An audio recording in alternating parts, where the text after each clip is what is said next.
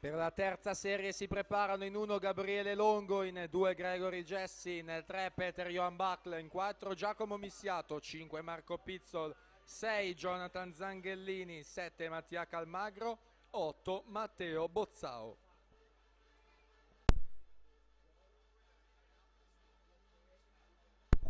Tanto sempre qui in postazione microfonica il tesserino federale di Ilaria Sorgato, plebiscito Padova. L'atleta o un tecnico lo possono ritirare qui in postazione microfonica.